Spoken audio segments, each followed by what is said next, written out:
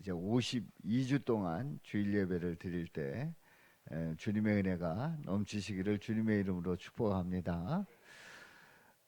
감리교의 그 창시자인 존 웨슬리 목사님께서 한 성도를 만나게 됐는데, 이 성도는 이 존 웨슬리 목사님을 만나서 그야말로 한탄하는 거예요. 한탄하는 거예요. 목사님, 지금 이 고통과 또 이 문제를 또 어떻게 이겨나갈지, 또 이 캄캄한 내 앞길에 어떻게 앞길을 헤쳐나갈지 정말 답답합니다. 그러면서 아주 실망하는 그런 마음으로 절망 가운데 목사님을 찾아뵙고 자신의 마음을 다 털어 놓았습니다.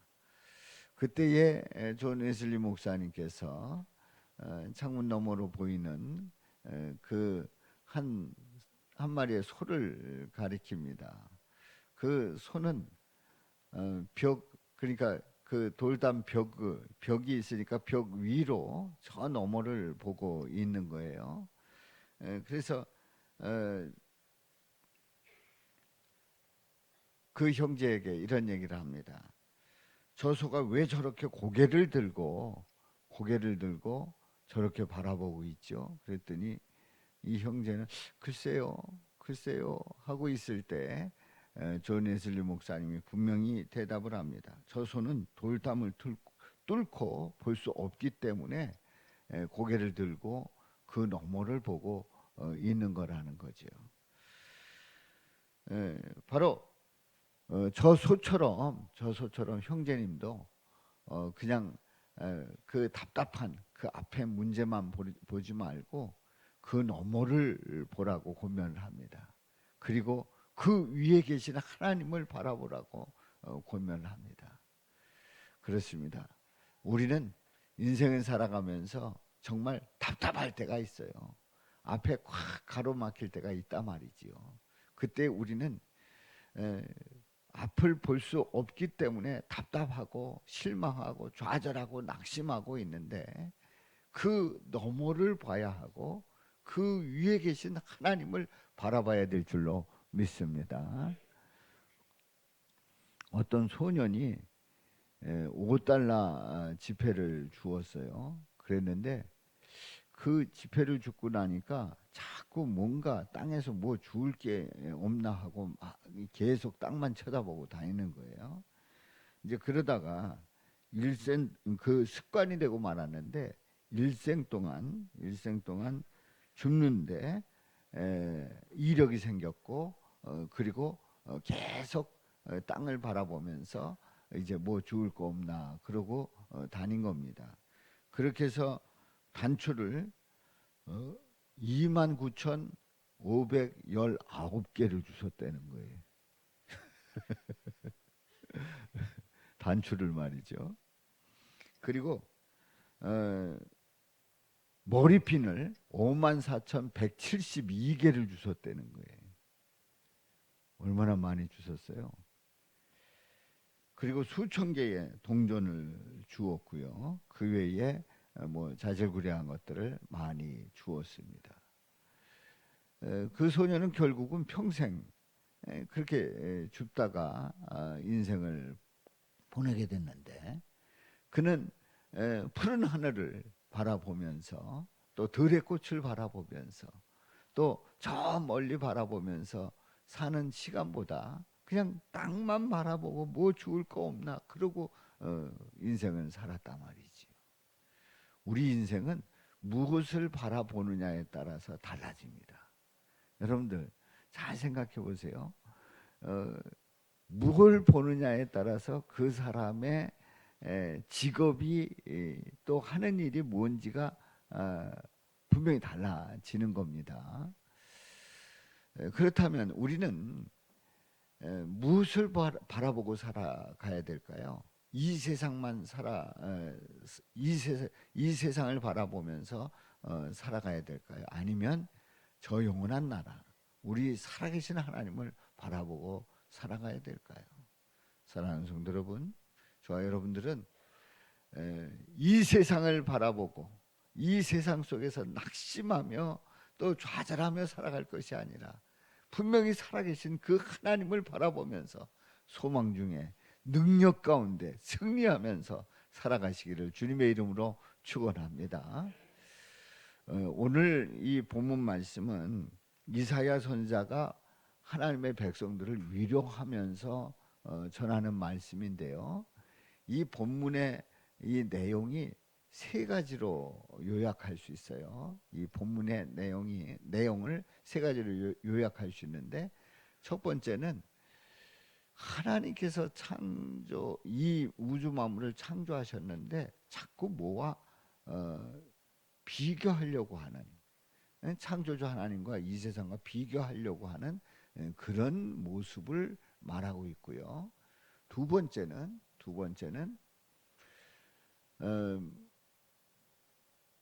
하나님이 내 형편과 그리고 내 권리를 과연 알고 계실까? 그러니까 하나님은 나를 과연 보고 계시고 나의 형편과 그 사정을 다 알고 계시느냐 하는 그런 문제를 제기하고 있고요. 이제 세 번째는 우리는 이 세상을 살아가는데 하나님을 앙망하라는 거죠. 하나님을 앙망하라는 거예요. 그래서 오늘 이 내용을 가지고 이제 세 가지 질문을 하는 겁니다. 첫 번째 질문은 어떤 존재도 주님과 비교할 수 있느냐? 어떤 존재도 주님과 비교할 수 있습니까? 두 번째는요, 주님은 나의 형편과 권리를 모르시는 분이신가 하는 거고요. 세 번째는 앙망하는 자가 새 힘을 얻는 이유가 무엇인지를 질문하고 있습니다. 자, 우리 인간은 하나님의 형상대로 지음받았어요. 근데 지음받은 인간은 지은 그분을 바라보고 살아가게 돼 있다는 얘기지요. 아기들을 보게 되면 태어난 이 아기는 엄마를 기가 막히게 안단 말이지요. 나를 낳아주신 그 엄마를 누구보다도 잘 알고 있어요. 엄마를 보고 엄마의 그 소리를 듣고 또 엄마 품에서 자라납니다. 우리 손주를 보니까요, 이제 가서 이렇게 보고 살피고 이렇게 하면 웃기도 하고 막 이럽니다. 그래서 제가 놀라는 것이 우리 손주가 천재 아닌가 하는 착각을 가질 때가 있어요. 가서 이름을 부르면서 나 왔다고 그러면서 저의 특유한 그 소리 내는 게 있어요. 그 소리를 내면 막 웃어요. 그래, 아니 얘가 뭘 한다고 웃는가? 갑자기 얘 천재 아닌가? 천재가 아닙니다. 모든 아이들이 다 그런다는 거죠. 모든 아이들이 이제 그렇게 아는 겁니다. 그런데 그러다가 엄마가 오면 얼굴 표정이 달라져요. 엄마가 없을 때는 왠지 불안하고 왠지 뭔가 이렇게 뭔가 누구를 찾는 것 같은 느낌이 드는데 엄마가 오면 굉장히 얼굴이 편안해지고 환히 웃는 걸 봅니다. 그렇습니다. 낳아주신 그 엄마를 아는 거예요. 그리고 그 엄마를 기대하는 거예요. 그리고 의지하는 거예요. 동물들도 마찬가지입니다. 오리가 부화할 때에 이제 부화하면서 처음에 딱 그 농장 주인을 만났단 말이죠. 그러면 그 농장 주인이 그 오리 새끼의 엄마인 줄 알고 애미인 줄 알고 쫓아다니는 거예요. 졸졸 쫓아다니는 거예요. 그 각인이라고 하는 그런 게 새겨진 거죠. 그 아무것도 모를 것 같은 그 오리가 그 주인을 보면 쫓아가는 거예요. 나를 이렇게 부화하게 했다는 거지요. 어떤 동물들도 그 엄마를 따라가고 그리고 그 엄마가 보호를 합니다. 자, 우리는 하나님의 형상대로 지음받았어요. 우리는 당연히 하나님을 바라보게 돼 있어요. 그리고 하나님을 따라가게 돼 있고, 그리고 거기에서 참 평안을 얻을 수가 있는 겁니다. 그런데 인간이 타락한 이후에 인간은 하나님을 바라보는 것을 즐겨하지 않습니다. 하나님을 바라보려고 하지 않아요. 다른 걸 보려고 해요. 다른 걸 보면서 이것이 하나님과 같은 존재다. 심지어는 그렇게 생각을 하는 거예요. 그리고 자기 나름대로의 그런 그 어떤 신적 존재, 하나님의 존재를 내 나름대로 만들고 내 나름대로 설정을 하고 그것을 의지하고 살아가는 그런 어리석은 인간이 바로 타락했을 때의 인간입니다. 자, 첫 번째 질문입니다. 첫 번째 질문이에요. 어떤 존재도 주님과 비교할 수가 있는지요? 어떤 존재도 주님과 비교할 수 있을까요? 한번 말씀을 보겠습니다. 자, 21절 말씀부터 보겠어요. 너희가 알지 못하였느냐? 너희가 듣지 못하였느냐? 태초부터 너희에게 전하지 아니하였느냐? 땅의 기초가 창조될 때부터 너희가 깨닫지 못하였느냐? 네 가지 질문을 던지고 있어요. 21절에 네 가지 질문. 첫 번째는 내가 알지 못했느냐? 두 번째는 듣지 못했느냐? 또 태초부터 너희에게 전하지 아니하였느냐? 전했다는 거예요. 그리고 땅의 기초가 창조될 때부터 너희가 깨닫지 못하였느냐? 그러니까 하나님이 우주 만물을 창조하셨다는 거예요. 천지를 창조하셨다는, 태초에 천지를 창조하셨다는 거예요. 자, 그랬는데 그랬을 때 이제 22절에 보면 시작. 그는 땅 위 궁창 위에 앉으시니 땅에 사는 사람들은 메뚜기와 같으니라. 예, 여기 보면은 그는 땅 위 궁창에 앉으셨다. 그 하늘에 앉으셨다는 거예요. 그리고 그 하나님과 비교했을 때 땅에 사는 사람들은 메뚜기와 같다는 겁니다. 여기서 22절 표현은 시적인 표현입니다. 그는 땅 위 궁창에 앉으셨다. 궁창에 자리 잡고 앉으셨다 하는 이것은 시적인 표현입니다. 그런데 시적인 표현이기도 하지만 사실이기도 합니다. 사실이기도 해요. 우리 하나님은 하늘 위 궁창에 앉으셔서 그 모든 걸 다 다스리시고 계시기 때문에 땅 위 궁창에 앉으셨다고 해도 과언이 아니라 말이죠. 그랬을 때 그 하나님과 인간을 비교한다고 하면 땅에 사는 사람들은 메뚜기와 불과하다 말이에요.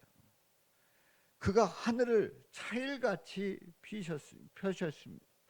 펴셨으며 이것은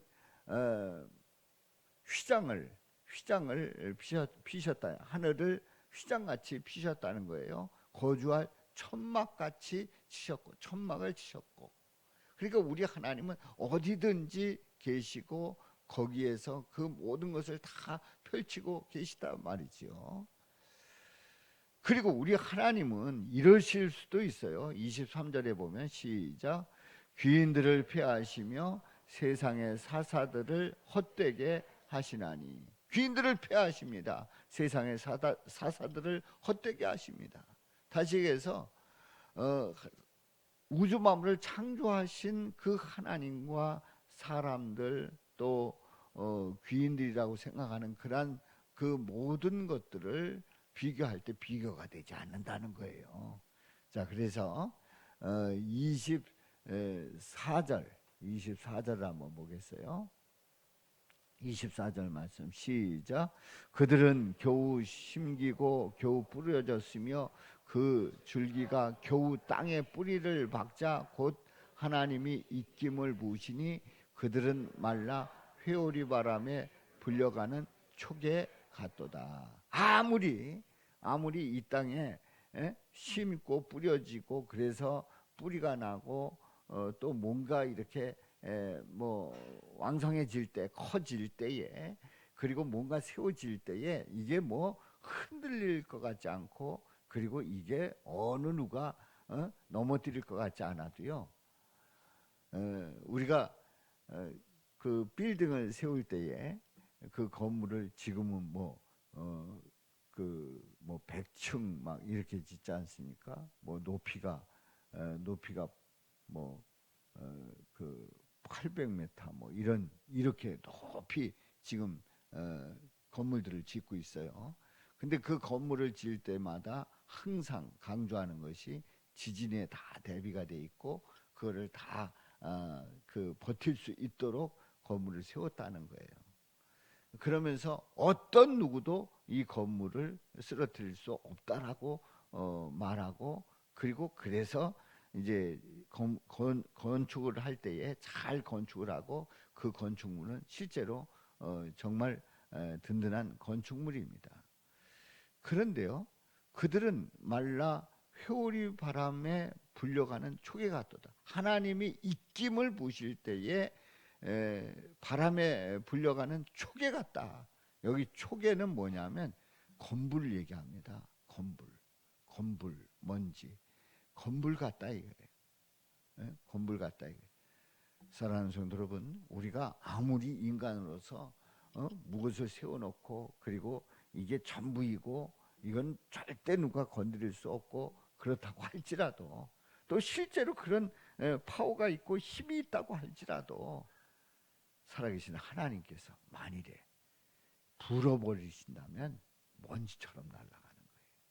아무것도 아닌 거예요. 우리는 아무리 인간이 많은 것을 쌓아두고 그리고 또 자신을 지키고 강건하다고 할지라도 우리 주님께서 한번 훅 불면 날아가는 거예요. 타이타닉호를 진수할 때에 그때에 장담하기를 이건 어떤 신도 이 배를 부술 수가 없다 그랬어요. 그런데 여행을 하다가 이 배는 파손이 됩니다. 그래서 많은 사람들이 죽습니다. 어떤 신도 건드릴 수 없다는 배가 결국은 좌초되고 그리고 많은 인명피해를 입었다. 거기에 돈이 많은 사람, 또 유명인, 또 뭐 신혼여행을 가는 사람, 또 인생의 그 황혼에서 즐기는 사람, 모든 사람들이 다 있는데 그 가운데서 그 배는 가라앉고 말았단 말이죠. 하나님께서 불면 건불같이 날아가는 우리 인생인데 우리는 주님을 바라보며 주님을 의지하며 주님과 동행하는 그러한 삶이 되어야 할 줄로 믿습니다. 그래서 25절에 이렇게 말씀하고 있어요. 다 같이요. 거룩하신 이가 이르시되 그런즉 너희가 나를 누구에게 비교하여 나를 그와 동등하게 하겠느냐 하시니라. 예. 거룩하시니 하나님께서 말씀하십니다. 그런즉 너희가 나를 누구에게 비교하며, 누구랑 비교할 수 있냐 이거예요. 나를 그와 동등하게 하겠느냐. 그 비교해서 그와 동등하게 여긴다고 하면 이것은 하나님을 모독하는, 하나님께 대드는 그런 아주 엄청난 죄악임을 우리는 깨달아야 합니다. 우리는 가끔 하나님을 뭐와 비교할 때가 있단 말이죠. 다른 어떤 신적 존재와 또 비교할 때가 있단 말이에요. 절대로 비교할 수 없는 절대적인 하나님이신 줄로 믿습니다. 어떤 누구와도 동등하게 하나님과 동등하다 말할 수 없단 말이에요. 가끔 우리는 그런 착각 속에서 엉뚱한 말을 할 때가 있어요. 아닙니다. 절대로 그럴 수 없습니다. 어떤 존재와도 창조주 하나님과 비교할 수 없다는 것을 분명히 믿고 고백하며 나가시기를 주님의 이름으로 축원합니다. 두 번째 질문입니다. 주님은 나의 형편과 권리를 모르시는 분일까요? 주님은 나의 형편과 권리를 모르시는 분일까요? 과연 그럴까요? 한번 말씀을 보겠습니다. 자, 26절을 봅니다. 시작. 너희는 눈을 높이 들어 누가 이 모든 것을 창조하였나 보라. 주께서는 수요대로 만상을 이끌어내시고 그들의 모든 이름을 부르시나니 그의 권세가 크고 그의 능력이 강함으로 하나도 빠짐이 없느니라. 예. 이 모든 것을 누가 창조하였는지 한번 보라는 거예요. 우리 하나님께서는 그 수요대로 만상을 다 이끌어내시고 그리고 그 이름을 다 부르십니다. 그래서 그의 권세가 크고 그의 능력이 강하기 때문에 하나도 빠짐이 없으시다. 하나도 빠짐이 없으시다. 그렇습니다. 우주 만물을 창조하시고 이 우주 만물의 모든 것을 다 세고 계신 우리 하나님이시다 말이에요. 거기에서 하나도 빠짐이 없어요. 하나도 하나님의 그 눈에서 하나님의 그 인지하시는 그 모든 일들 속에서 하나도 빠짐이 없으시다 말이에요. 그래서 27절에 있는 말씀 우리 다 같이 읽어봅니다. 야곱아 어찌하여 네가 말하며 이스라엘아 내가 이르기를 내 길은 여호와께 숨겨졌으며 내 송사는 내 하나님에게서 벗어난다 하느냐. 아멘. 야곱이 이스라엘이 하는 말이 이런 말이에요. 이제 이 말이 어떤 말인가를 봅시다. 내 길은 여호와께 숨겨졌으며 내 송사는 하나님에게서 벗어난다. 하나님을 찬양하는 거예요. 하나님 앞에 불만을 터뜨리고 불평하는 거예요. 그냥 보면은 이게 무슨 말씀인가 해요. 근데 자세히 들여다보면 불평 불만이 가득한 그런 말이에요. 다시 얘기해서 내 길은 여호와께 숨겨졌으며, 그러니까 내 길은 여호와께 숨겨졌다는 거는 우리가 쉽게 이렇게 이 구절을 풀이할 수 있어요. 내 형편을 모르신다는 거예요. 내 형편을 모르신다는 거예요. 그래서 내 송사는 내 하나님에게서 벗어난다. 내 송사. 우리가 소송을 할 때에 소송하는 이유가 뭐예요? 내가 억울한 일을 당했어요. 그리고 어떤 법적인 다툼이 있어요. 그때 이제 송사하잖아요. 그 송사하는 이유는 간단해요. 권리를 찾으려고 그래요. 내 권리를 찾으려고 그래요. 내가 주장하고 있는 그 권리, 내가 손해봤던 것을 찾겠다. 권리를 찾겠다는 거예요. 근데 이 내 송사는 내 하나님에게서 벗어난다. 내가 송사하는 거에 대해서 하나님은 벗어난다. 그건 뭐예요? 내 권리를 하나님은 안다는 거예요? 모른다는 거예요? 모른다는 거예요. 그러니까 27절 말씀을 한마디로 얘기해서 하나님은 내 형편과 내 권리를 모르신다는 거예요. 모르신다는 거예요. 그런데 우리 하나님이 내 형편과 내 권리를 모를까요? 그런 때가 있잖아요. 상황이 아주 답답할 때, 처음에 말씀드린 대로 그야말로 앞에 그냥 그 돌담이 쌓여 있고 그 다음엔 아무것도 보이지 않는 그런 상황과 같이 내 앞에 이러저러한 문제들이 펼쳐져 있는데 너무너무 답답한 거예요. 너무너무 답답하고 이게 도대체 헤어날 길이 없는 거예요. 또 생각해 보면 헤어난다고 하더라도 나는 더 이상 존재 의미가 없어지는 것 같단 말이지요. 자, 이런 상황에서 정말 우리 하나님은 내 형편 아십니까? 내 권리를 우리 하나님은 아십니까? 그런 반문을 갖출 때가 있단 말이에요. 너무 답답한 거예요. 근데 27절에서 분명히 말씀을 합니다. 내 형편과 내 권리를 모른다. 그렇게 지금 말하고 있느냐? 그런 얘기지요. 사랑하는 성도 여러분, 우리 예수님은 나의 형편과 권리를 다 알고 계시는 줄로 믿습니다. 내 형편과 사정을 다 아시는 줄로 믿습니다. 혹시 우리 주님은 몰라. 내가 예배 드려도 소용없고, 내가 말씀 받아도 소용없고, 기도해도 소용없고, 우리 하나님 믿어봐야 소용없어. 뭐 다 뭐 거기서 거기지 뭐 이런 생각을 가지고 계신 분이 혹시 있습니까? 우리 하나님은 나의 형편 다 아십니다. 나의 권리를 우리 주님은 너무나도 잘 알고 계신 거예요. 지금 그러면 우리 하나님은 뭘 하고 계십니까? 뭘 하고 계셔요? 이렇게 말씀하십니다. 세 번째 질문이에요. 세 번째 질문. 앙망하는 자가 새 힘을 얻는 이유가 무엇입니까? 세 번째 질문을 하면서 말씀을 보겠어요. 자, 우리 말씀을 보면서 함께 은혜를 나눕니다. 자, 시작. 너는 알지 못하였느냐? 듣지 못하였느냐? 영원하신 하나님 여호와 땅 끝까지 창조하신 이는 피곤하지 않으시며 곤비하지 않으시며 명철이 한이 없으시며 피곤한 자에게는 능력을 주시며 무능한 자에게는 힘을 더하시나니. 아멘. 우리 하나님이 어떤 하나님이셔요?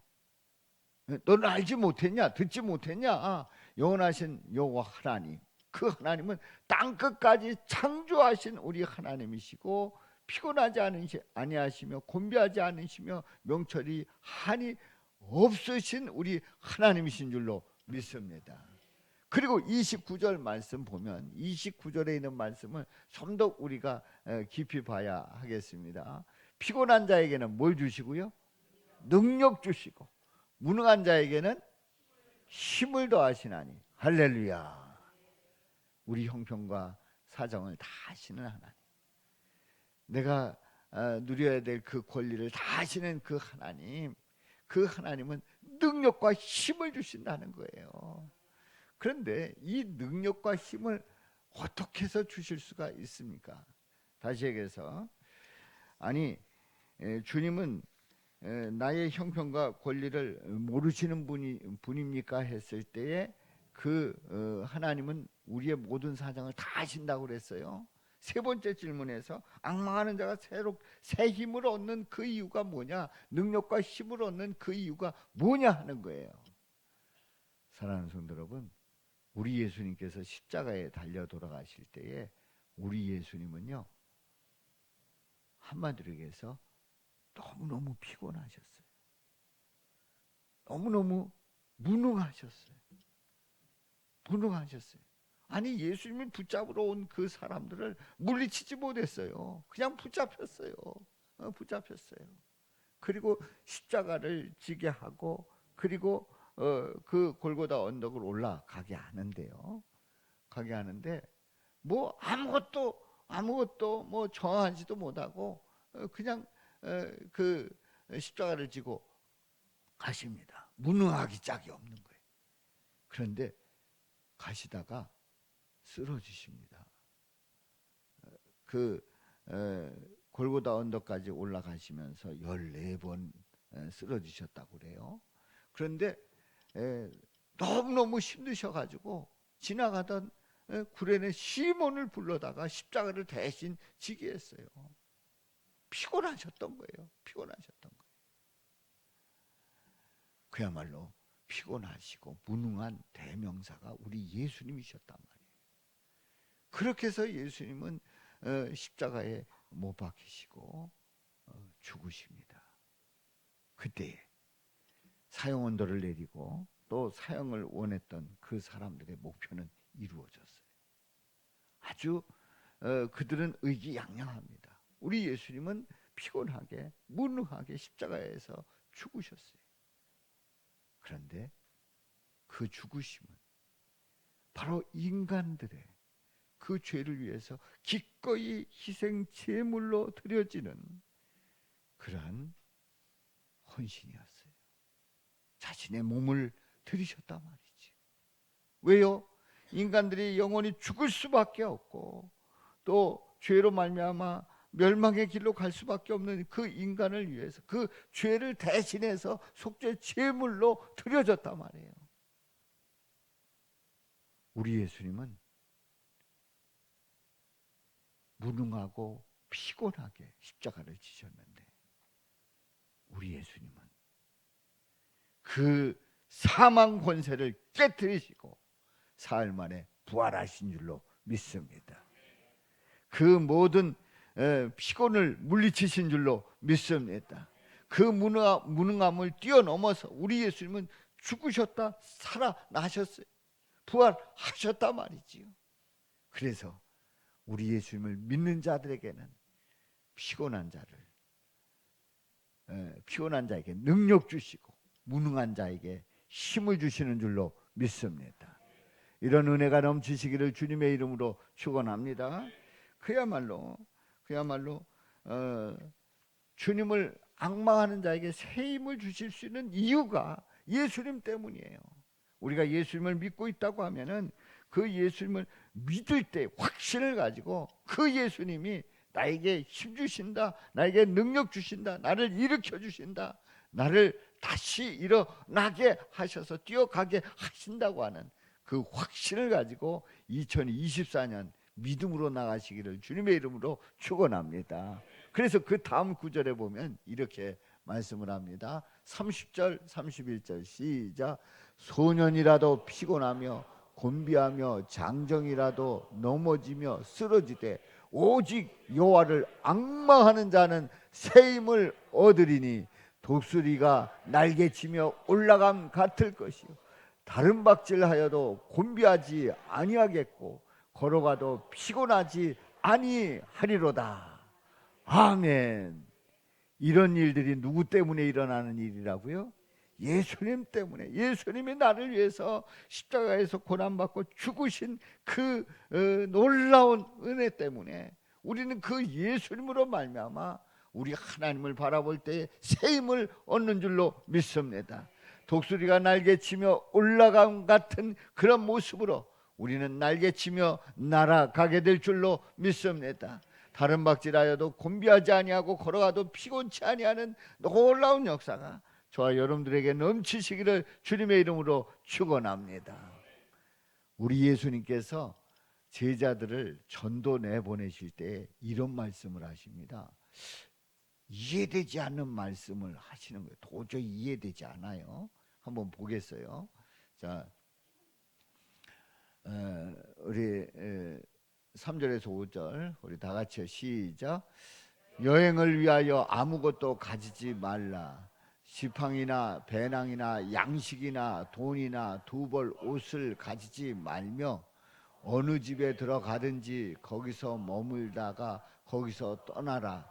누구든지 너희를 영접하지 아니하거든 그 성에서 떠날 때에 너희 발에서 먼지를 떨어버려 그들에게 증거를 삼으라. 아멘.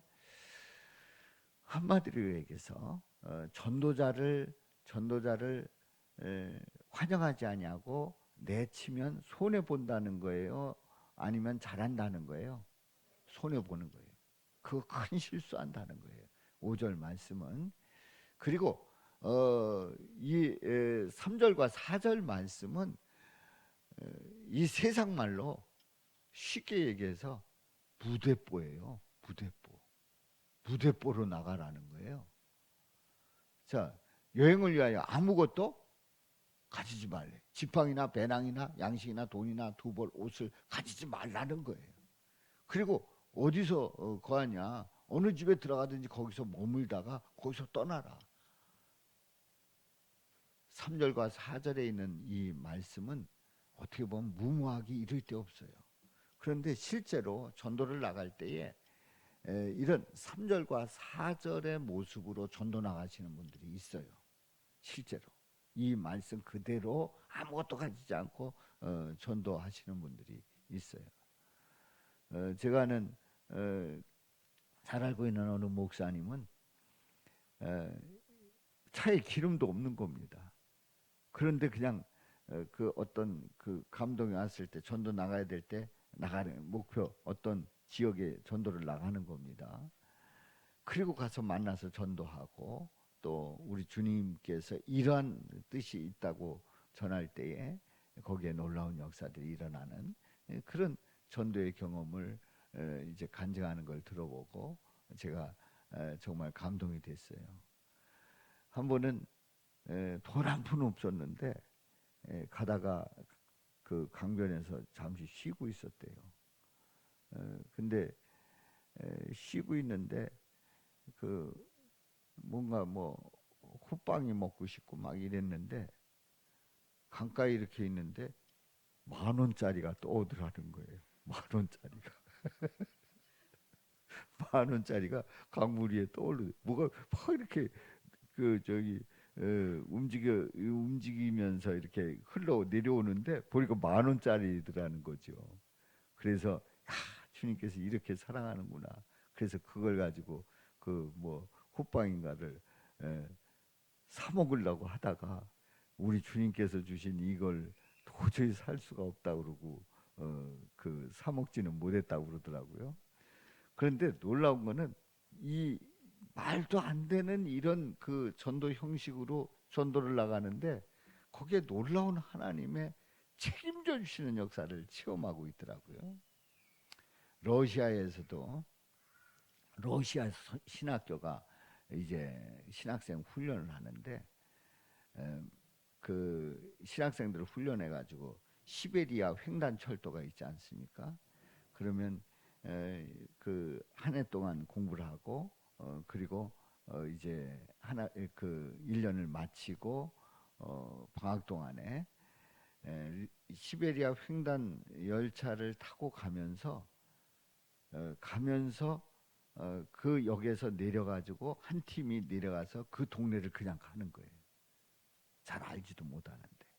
그러면서 가서 전도를 하는데 거기에 놀라운 하나님의 역사가 있었음을 찬양하고 또 졸업식 때 보고하는 걸 들었습니다. 우리 하나님께서 책임져 주시겠다는 거예요. 우리 주님께서 능력과 권세 주시고 책임져 주시겠다고 하는 그러한 약속을 하고 있는 거지요. 사랑하는 성도 여러분, 앙망하는 자는 새 힘을 주시는 줄로 믿습니다. 앙망하는 자, 새 힘 주시는 줄로 믿습니다. 예수님을 바라보고 의지하는 자는 우리 예수님께서 능력과 새 힘을 주십니다. 예수님을 바라보고 의지하지 않을 때는 이미 능력이 있음에도 불구하고 능력이 온지도 몰라요. 새 힘이 있는지도 몰라요. 그러나 우리 예수님을 바라보고 의지하고 나갈 때에 우리 주님께서 능력 주시고 새 힘 주시고 감당케 하시고 승리하실 줄로 믿습니다. 이런 은혜가 저와 여러분들에게 2024년도에 넘치시기를 주님의 이름으로 축원합니다. 새해 첫 주일에 살아계신 삼위일체 하나님, 그 하나님 앞에 우리가 예배를 드리고 있어요.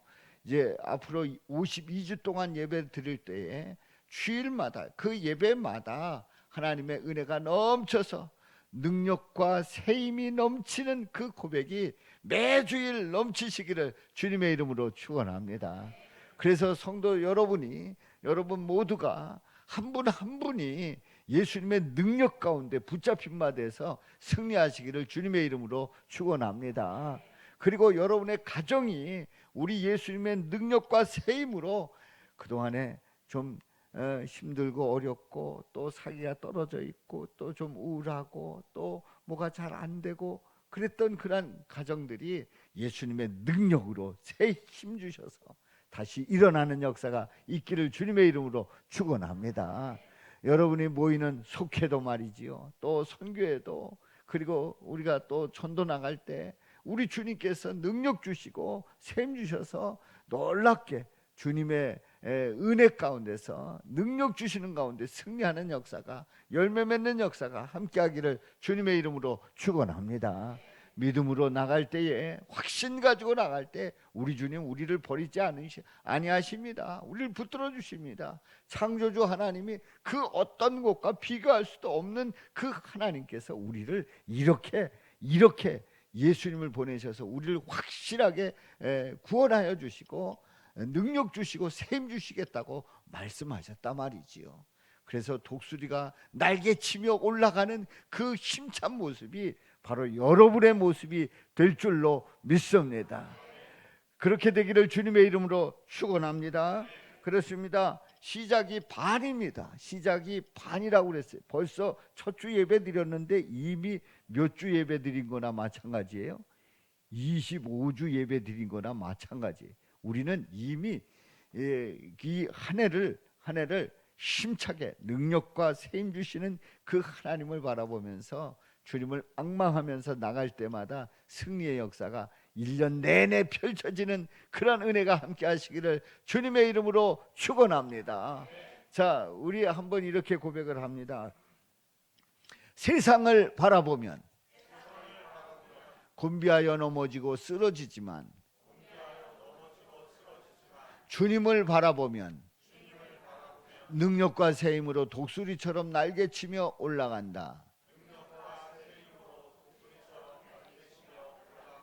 아멘. 우리 다 같이요. 세상을 바라보면 곤비하여 넘어지고 쓰러지지만 주님을 바라보면 능력과 새 힘으로 독수리처럼 날개치며 올라간다. 아멘. 살아계신 아버지 하나님,